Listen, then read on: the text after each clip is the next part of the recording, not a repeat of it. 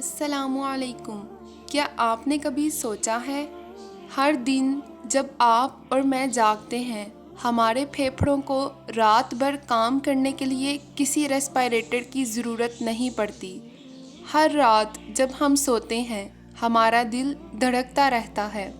ہر دن جب ہم بستر سے اٹھتے ہیں، جب ہم اپنی آنکھیں کھولتے ہیں، ہماری آنکھیں مسلسل کام کر رہی ہوتی ہیں، ہم ان سے دیکھ سکتے ہیں۔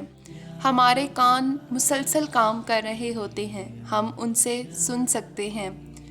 اور واللہ یہ سب آٹو پائلٹ پر نہیں ہے، نہ ہی یہ کسی انرجائزرز یا بیٹریز پر کام کر رہے ہیں۔ یہ اللہ ہے جو آپ کو اور مجھے ایک اور سانس، ایک اور دل کی دھڑکن، ایک اور دن ہمیں اپنے اعضاء کو حرکت دینے کے لیے فراہم کر رہا ہے۔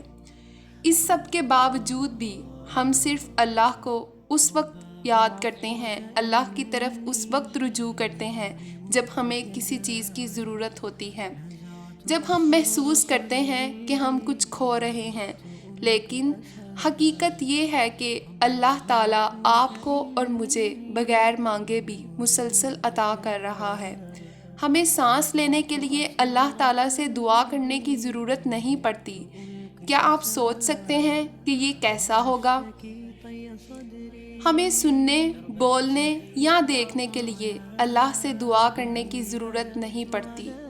ایک لمحے کو ذرا سوچئے، جب بھی ہمیں کچھ بولنے کی ضرورت پڑے تو کیا ہم اللہ سے دعا کرتے ہیں؟ کیا وہ پھر ہماری زبان کو توفیق دیتا ہے تاکہ ہم کچھ کہہ سکیں؟